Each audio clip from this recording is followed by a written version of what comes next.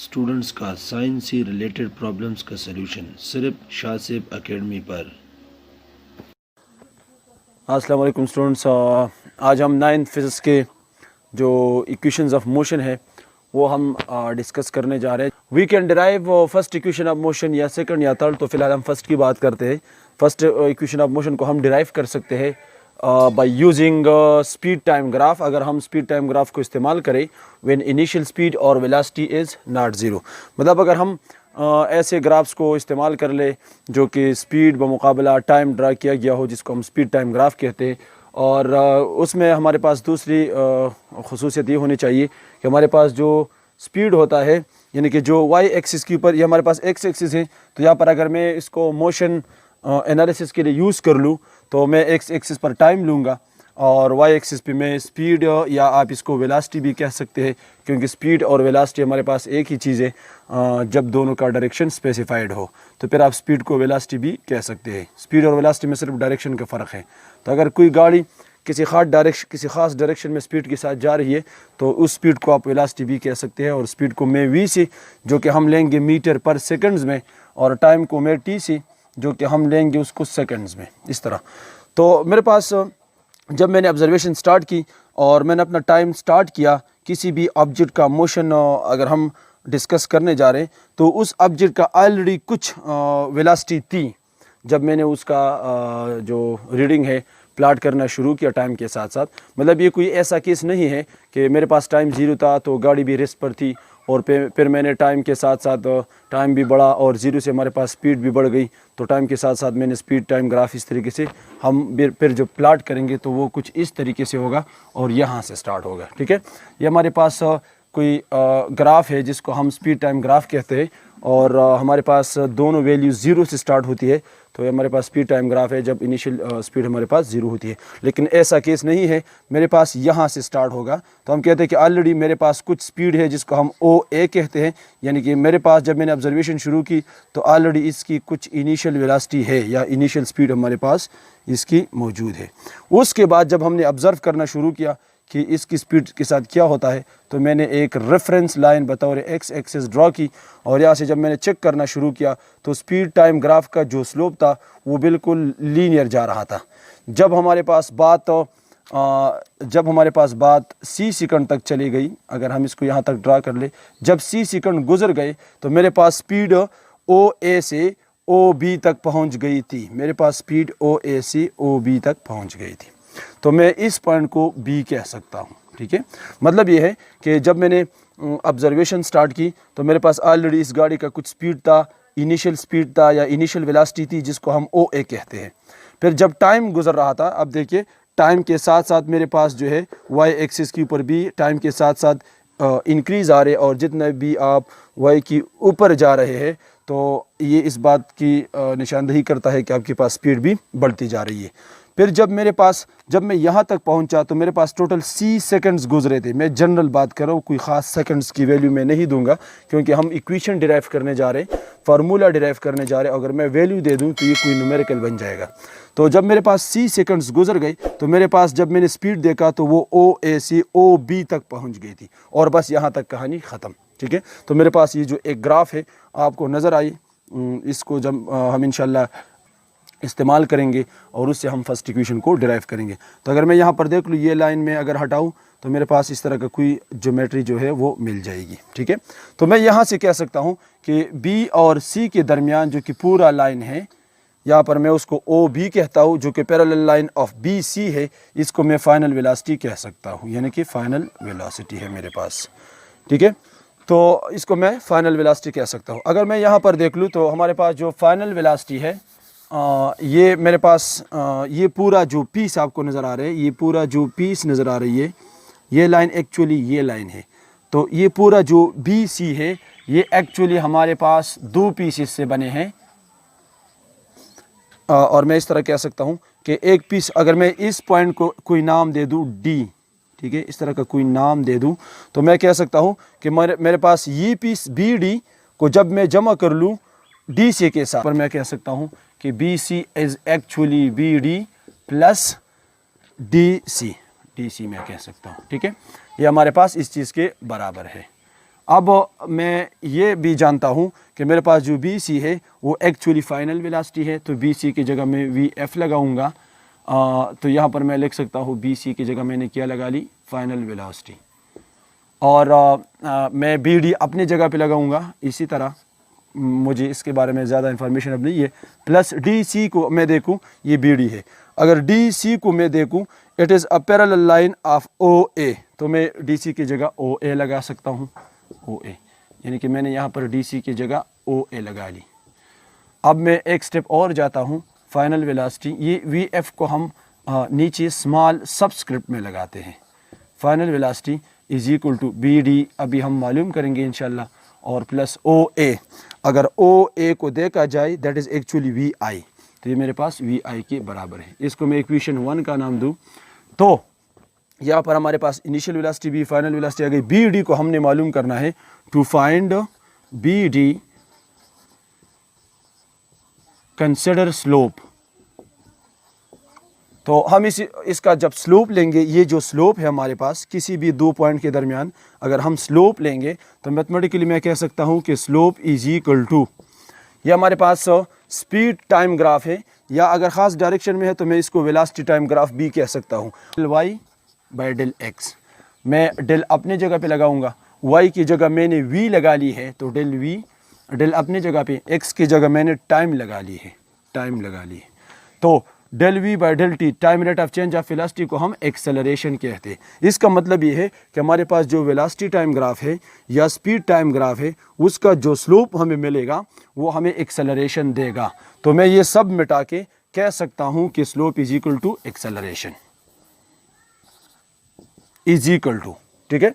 अब यानी कि जब मैंने स्लोप मालूम कर ली स्पीड टाइम ग्राफ का या वेलोसिटी टाइम ग्राफ का, तो इसका मतलब है कि मैंने एक्सेलरेशन मालूम कर ली। अब मैं स्लोप अगर मालूम करने जा रहा हूँ तो स्लोप मेरे पास y बाई एक्स के बराबर है, ठीक है। तो y मेरे पास क्या है, ये y है, क्योंकि y के सामने है तो इसको मैं y कहूँगा, और ये मेरे पास x है, ठीक है। तो y को अगर मैं देख लूँ वो बी डी है, तो y की जगह मैं बी डी लगा लूँगा, B D divide by x है, तो x की जगह मैं ए डी लगाऊँगा, ए डी लगाऊँगा, ठीक है। तो मैं यहाँ पर ये सब आपस में बराबर है, तो मेरे इंटरेस्ट का ये दोनों है, तो मैं इन दोनों को इक्वेट कर लूँगा। तो मैं कह सकता हूँ कि acceleration is equal to B D, जो कि मुझे मालूम नहीं है, divided by A D. A D की जगह ये पैरेलल लाइन है ए डी, इसकी जगह मैं ओ सी लिख सकता हूँ, तो ए डी की जगह मैं ओ सी लगाऊँगा, और एक स्टेप और यहाँ पर मैं ए डी की जगह ओ सी लगाऊँगा, और फिर ओ सी की जगह मैं टाइम लगाऊंगा। तो अगर मैं एक स्टेप और चला जाऊं तो मेरे पास होगा B D divide by O C की जगह टाइम, यानी कि मैं कह सकता हूं कि A is equal to B D divide by time, ठीक है। अब यहाँ पर टाइम मल्टीप्लाई करो और यहाँ पर भी टाइम मल्टीप्लाई करो, दोनों अतराफ में जब टाइम मल्टीप्लाई करूँगा तो यहाँ पर ख़त्म हो जाएगा, मेरे पास आ जाएगा B D is equal to, time multiply करने से बी डी के साथ टाइम खत्म हो जाएगा, बी डी अकेला रह जाएगा, यहाँ पर टाइम आ जाएगा, मेरे पास होगा ए और टी। तो मैंने बी डी की वैल्यू मालूम कर ली। अब इस बी डी की जगह ए टी लगाओ इक्वेशन 1 में, ठीक है। तो मेरे पास जो इक्वेशन 1 हो जाएगा, put B D is equal to A T in equation 1। तो इक्वेशन 1 मेरे पास है V F is equal to, B D की जगह में ए टी लगाऊंगा प्लस वी आई। अगर मैं इसको तरतीब दूं तो वी आई पहले लिखूंगा और बाद में ए टी लिखूंगा, क्योंकि बीच में प्लस है, और प्लस जब बीच में होता है तो अगर आप ये पहला लिखते हैं इस तरह यहाँ पर लेके गया, या आप ये पहला लिखता है जिस तरह यहाँ पे लेके गया, तो इसका एक ही मतलब होगा, मतलब है कि 4 जमा 5 या 5 जमा 4 दोनों से 9 ही आंसर आएगा। तो ये मेरे पास फर्स्ट इक्वेशन की प्रूफ है, ठीक है। That is first equation of motion, जो कि हमने प्रूफ कर लिया। ये हमारे पास कुछ इस तरह का इक्वेशन है जो कि रिलेट करता है final velocity, initial velocity, acceleration और टाइम को, ठीक है। मोशन है तो जाहिर बात है जब मोशन में हम कोई भी बॉडी मोशन में होगी तो उसकी इनिशियल वेलोसिटी होगी, उसकी फाइनल वेलोसिटी होगी। जब इनिशियल और फाइनल वेलोसिटी होगी उसमें चेंज आएगा, जब चेंज आएगा तो टाइम रिक्वायर होगा, तो टाइम की इन्फॉर्मेशन भी है, और जब टाइम के साथ साथ वेलोसिटी चेंज हो रही है तो एक्सेलरेशन भी होगा। तो इन 4 क्वांटिटीज़ को ये रिलेट करता है, इसको हम कहते हैं फर्स्ट इक्वेशन ऑफ मोशन। अगर इसमें आपके पास कोई से 3 मालूम हो तो आप 14 इसकी मदद से चौथा जो क्वांटिटी है, फोर्थ क्वांटिटी, वो आप इसकी मदद से आसानी से मालूम कर सकते हैं। जी स्टूडेंट्स, अब हम सेकंड इक्वेशन को सॉल्व करने जा रहे हैं। तो सेकंड इक्वेशन भी हम एक ग्राफ का सहारा लेंगे। जो हमारे पास ग्राफ है वो टाइम और स्पीड के बमुकाबला है, ठीक है। और इसमें भी यही कहानी है कि हमारे पास जो स्पीड टाइम ग्राफ होगा वो कुछ इस तरह का ग्राफ होगा, जिसमें हमारे पास जो इनिशियल वेलोसिटी है या जो इनिशियल स्पीड है वो 0 से स्टार्ट नहीं होगी, बल्कि already having some initial velocity, जो कि यहाँ पर हमारे पास वो है OA। उसके बाद जो हमारे पास इसमें चेंज आएगा टाइम के साथ साथ, जो स्पीड में, जो वेलोसिटी में चेंज आएगा वो यूनिफॉर्म होगा। और हम कहते हैं कि स्पीड और टाइम के दरमियान जब ग्राफ बनता है उसको हम स्पीड टाइम ग्राफ कहते हैं, और उसका जो स्लोप है वो हमें एक्सेलरेशन देगा। तो अगर ये कुछ इस तरह का स्ट्रेट स्लोप बना है तो इसको हम यूनिफॉर्म एक्सेलरेशन कह सकते हैं। और यही हमारे पास खासियत है कि जितनी भी एक्सेलरेशन हमारे पास इक्वेशंस ऑफ मोशन में आते हैं, उनमें जितनी भी जहाँ पर भी एक्सेलरेशन का जिक्र होगा उससे मकसद हमारे पास यूनिफॉर्म एक्सेलरेशन ही होगा। तो हमारे पास कोई ग्राफ है जो कि किसी मोशन को रिप्रेजेंट कर रहा है, और मैंने जब स्टार्ट लिया तो ऑलरेडी इस बॉडी का कुछ इनिशियल वेलोसिटी था, 6 या 5 या 10, 11, कोई भी वैल्यू आप दे सकते हैं। तो जनरली मैं कहता हूँ कि इसकी कोई OA इनिशियल वेलोसिटी थी। फिर टाइम के साथ साथ उसमें जो चेंज आ रहा था, टाइम गुजरने के साथ साथ उसकी जो स्पीड थी वो एक जैसी, या वेलोसिटी तो जो थी वो एक जैसी इंक्रीज़ हो रही थी। जब बात चली B तक पहुंच गई, OA से जब OB तक पहुंच गई उसकी जो स्पीड है, तो उस वक्त हमारे पास C सेकंड गुजरे थे, ठीक है, गुजर गए थे। तो मैं इस B को यहाँ पर लगाऊंगा, ये B पॉइंट है, यानी कि OA से मैंने स्टार्ट लिया जो कि हमारे पास इनिशियल वेलोसिटी है, और ये हमारे पास बात चली गई OB तक, यानी कि that is the parallel line. तो आप इसको भी, OB को आप यहाँ पर BC भी कह सकते हैं, विच इज़ एक्चुअली हमारे पास क्या है, फाइनल वेलोसिटी है, इसको मैं VF कह सकता हूँ, ठीक है। और इस पॉइंट को हम अपने तरफ से कोई नाम देते हैं, दैट इज़ पॉइंट D। तो यहाँ पर अगर हम देख ले तो हम कह सकते हैं कि हमारे पास कोई इस तरह की ज्योमेट्री बन गई, कोई डायग्राम बन गया, जो कि उसका पूरा एरिया एक ट्राइंगल का एरिया है और एक रेक्टेंगल का एरिया है। तो हम जानते हैं जब हम इसी ग्राफ में स्पीड टाइम ग्राफ का एनालिसिस कर रहे थे, मोशन का ग्राफ के तरीके से, ग्राफ के ज़रिए से जब हम एनालिसिस कर रहे थे, तो जब हम डिस्कस कर रहे थे स्पीड टाइम ग्राफ को, तो हमने कहा था कि हमारे पास स्पीड टाइम ग्राफ जो है वो 2 किस्म के इन्फॉर्मेशन हमें देती है। अगर उसका स्लोप है तो वो हमें एक्सेलरेशन देगा, तो ज़ाहिर बात है यहाँ पर जो स्लोप है वो हमें एक्सेलरेशन देगा, और ये चूँकि लीनियर स्लोप है तो ये हमें यूनिफॉर्म एक्सेलरेशन की इन्फॉर्मेशन देगी।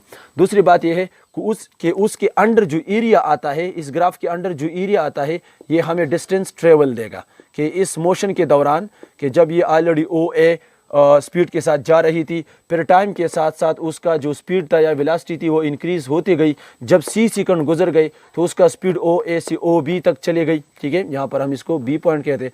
तो और फिर वहाँ तक मैंने अपने ऑब्जर्वेशन स्टॉप कर ली और कुछ इस तरह का ग्राफ हमें मिल गया। तो इसका मतलब है कि इस दौरान इस गाड़ी ने कुछ फासला तय किया होगा, तो उस फासले को अगर आप मालूम करना चाहते हैं तो आप सिंपली इसी ग्राफ का एरिया मालूम कर ले। तो मैं कह सकता हूँ कि यहाँ से डिस्टेंस ट्रेवल्ड, मैं कह सकता हूँ distance travelled is equal to area of the graph, यानी कि एरिया ऑफ कर्व, यानी कि कर्व का जितना एरिया आता है उससे आप डिस्टेंस ट्रेवल का मालूमात ले सकते हैं अगर आप इस एरिया को कैलकुलेट कर ले। तो यहाँ पर मेरे पास ये पूरा एरिया है, यानी कि एरिया 1 और एरिया 2। तो डिस्टेंस ट्रेवल को मैं शॉर्टकट S से लिखूंगा, और ये मेरे पास बराबर है एरिया 1 के टोटल एरिया जो कि एरिया 1 है, और दूसरा हमारे पास जो है वो एरिया 2 है। दोनों एरिया को जब मैं ऐड कर लूँगा तो मुझे डिस्टेंस ट्रेवल मिल जाएगा। Distance travel is equal to area 1 के ऊपर अगर आप नज़र डालें तो ये मेरे पास एरिया ऑफ ट्राइंगल है, कोई ट्राइंगल है उसका एरिया है, कोई खेत है, कोई प्लाट है जो कि ट्राइंगुलर शेप का है। तो अगर आप उसका एरिया मालूम करना चाहते हैं तो आप इसके ऊपर एरिया ऑफ ट्राइंगल का फार्मूला लगाएंगे। दूसरे खेत के ऊपर अगर आप नज़र डालिए या प्लाट के ऊपर नज़र डालिए या एरिया के ऊपर, तो ये एक रेक्टेंगल बनता है और एरिया ऑफ रेक्टेंगल में लिख सकता हूँ, ठीक है, ये रेक्टेंगल है, ठीक है। अगर मैं ट्राइंगल को मालूम करना चाहूँ तो मैं जानता हूँ कि ट्राइंगल एरिया का जो फार्मूला है 1/2 n2 base multiplied by perpendicular, जमा अपने जगह पे। और अगर आप रेक्टेंगल का, तो यहाँ पर अगर आप मालूम करना चाहते हैं तो ये कोई ट्राइंगल है, अगर आप इसका एरिया मालूम करना चाहते हैं तो 1/2 मल्टीप्लाइड बाई ये बेस और मल्टीप्लाइड बाई परपेंडिकुलर, ठीक है। जमा यहाँ पर अब दूसरा एरिया हम मालूम करने जा रहे हैं, तो मेरे पास लेंथ होगा, ये हाइट होगा, या ये लेंथ होगा, ये विड्थ होगा, तो लेंथ ज़रबे विड्थ। इसका एरिया मालूम कर ले, इसका एरिया मालूम कर ले, प्लस कर ले, तो आपको टोटल एरिया मिल जाएगा। टोटल एरिया का मतलब है मुझे डिस्टेंस ट्रेवल मिल जाएगा। तो मैं कह सकता हूँ S = 1/2 अपने जगह पे बेस। अगर यहाँ पर मैं देख लूँ इस ट्राइंगल का, तो मेरे पास बेस जो है वो AD है, तो मैं लिख सकता हूँ AD मल्टीप्लाइड बाई परपेंडिकुलर मेरे पास BD है, तो मैं BD लिखता हूँ, ठीक है। प्लस अगर आप रेक्टेंगल की तरफ आ जाए तो मेरे पास लेंथ OC है, ये लेंथ है ना, लेंथ है, तो अगर आपने लेंथ मालूम करना है तो लेंथ मेरे पास OC है, मल्टीप्लाइड बाई विड्थ है, तो ये विड्थ है, विड्थ मेरे पास OA है, इस तरीके से मैं OA। तो मैं लिखूंगा S = 1/2 अपने जगह पे AD की जगह में लगाऊंगा OC, तो AD की जगह में OC लगाऊंगा, ज़रबी BD की जगह में AT लगाऊंगा, ठीक है, या फिलहाल मैं वही लगाता हूँ BD अपने जगह पे प्लस OC अपने जगह पे, और ज़रबी OA तो वो भी अपने जगह पे OA, यानी कि यहाँ पर मैंने AD की जगह OC लगा ली, AD की जगह OC लगा ली। दूसरे स्टेप की तरफ अगर हम बढ़े तो S = 1/2 OC, अगर OC को देखा जाए तो ये टाइम एक्सिस है, तो मैं टाइम लगाऊंगा। BD को मैंने ऑलरेडी मालूम की है, यानी कि OC की जगह मैं टाइम लगा लूँगा, और BD मैंने फर्स्ट इक्वेशन से मालूम की कि BD मेरे पास AT के बराबर है, और ये आप अभी भी निकाल सकते हैं स्लोप के तरीके से। तो मैं BD की जगह AT लगाऊंगा, ये T की पावर 1 है, यहाँ पर भी 1 है, प्लस OC की जगह मैं फिर T लगाऊंगा, ज़रबे OA की जगह में VI लगाऊंगा, ठीक है। तो OA की जगह मैंने VI लगा ली, ये कुछ पुटिंग में की मैंने की इस इक्वेशन में। तो S = 1/2 A T1 और T1, ये AT² हो जाएगा, प्लस VI और ज़रबी T। तो ये मैं पहले लिखता हूँ, ये मैं बाद में लिखूँगा।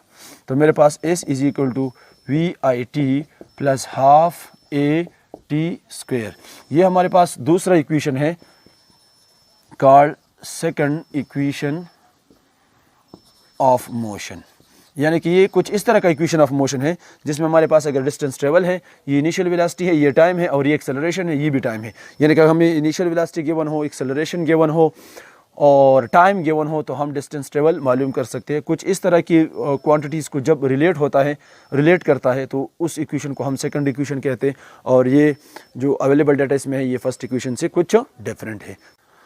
जी स्टूडेंट्स, ये हम थर्ड इक्वेशन के जाने बढ़ रहे। तो थर्ड इक्वेशन में अगर हम देख ले तो वही कहानी है, हमारे पास स्पीड टाइम ग्राफ है जिसके कुछ ऑलरेडी इनिशियल वेलोसिटी है, और फिर टाइम के साथ साथ उसकी जो वेलोसिटी थी वो इंक्रीज़ हो रही थी।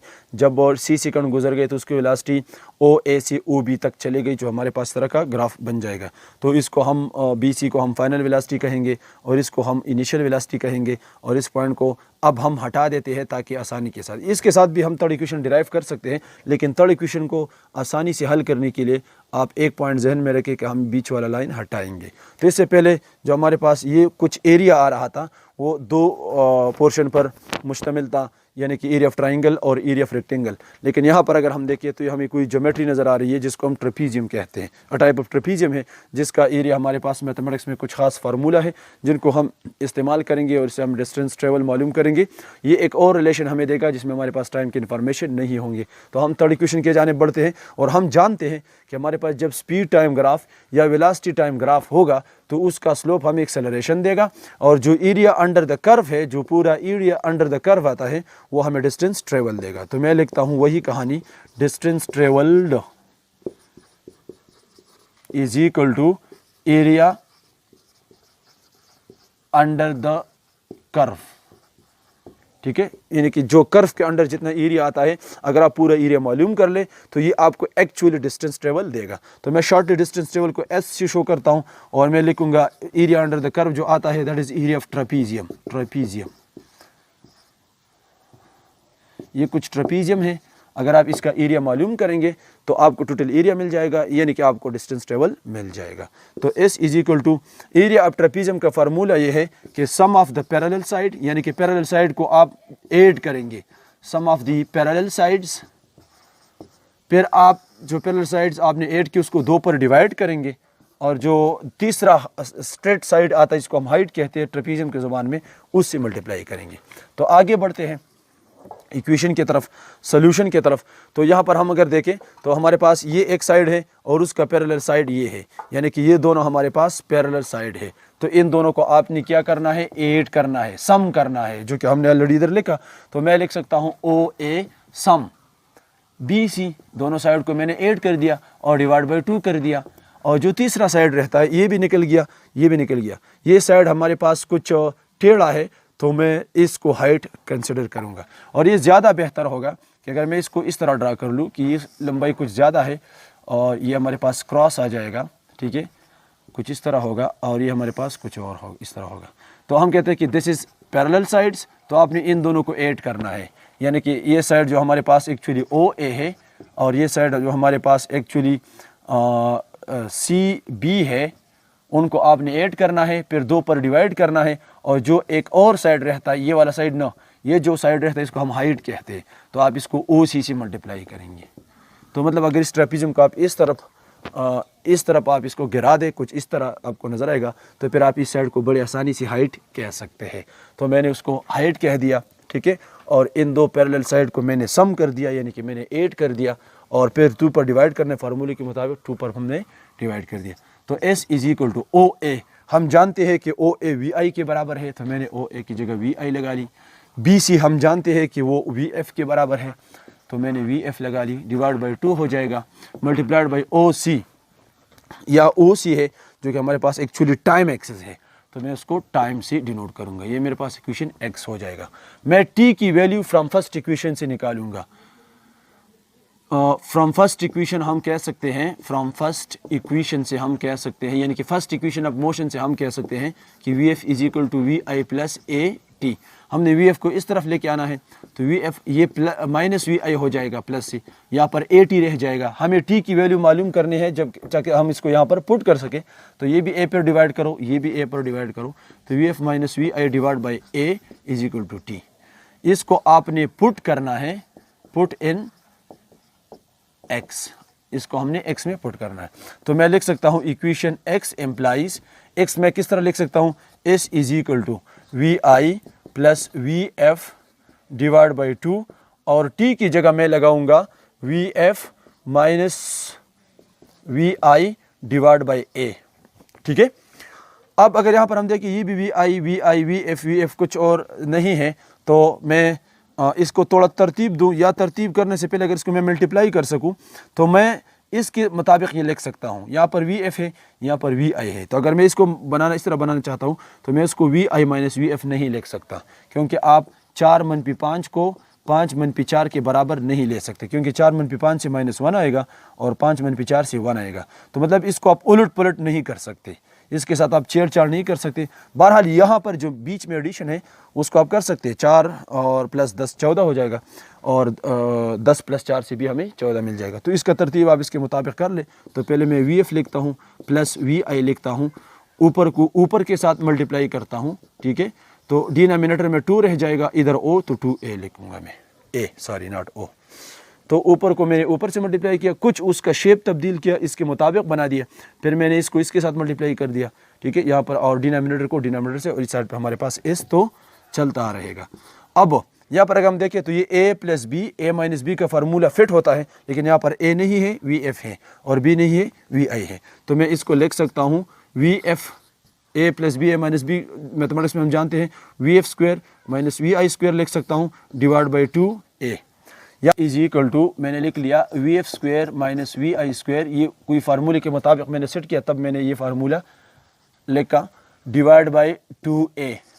तो इसको मैं 2A से मल्टीप्लाई करता हूँ, इसको भी 2A से, ये ख़त्म हो जाएगा, मेरे पास रह जाएगा 2AS is equal to VF square minus VI square. That is the third equation of motion, ठीक है। और ये कुछ इस तरह का इक्वेशन है जो कि रिलेट करता है एक्सेलरेशन को, डिस्टेंस ट्रेवल को, फाइनल वेलोसिटी को और इनिशियल वेलोसिटी को।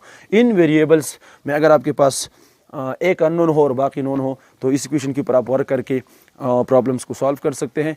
जो कि जितनी भी हमारे पास इक्वेशंस ऑफ मोशन है उसमें हमारे पास इनिशियल वेलोसिटी है, फाइनल वेलोसिटी है, एक्सेलरेशन है, टाइम है और डिस्टेंस ट्रेवल है। इन चीज़ों को रिलेट करता है हमारे पास ये तीनों इक्वेशंस। आई होप स्टूडेंट्स का आपको समझ आया होगा। आप हमारे चैनल को देख रहे हैं और आप समझ रहे हैं तो प्लीज़ आप हमें सपोर्ट कर ले, इस चैनल को आप शेयर कर ले, स्टूडेंट्स को आप बताइए ताकि उसी भी फ़ायदा मिल जाए। कोई भी सवाल हो आपके जहन में तो आप वीडियो के कमेंट्स में आप दे सकते हैं। हम इंशाल्लाह कोशिश करेंगे कि आपको उसका जवाब दे सकें। Thank you very much.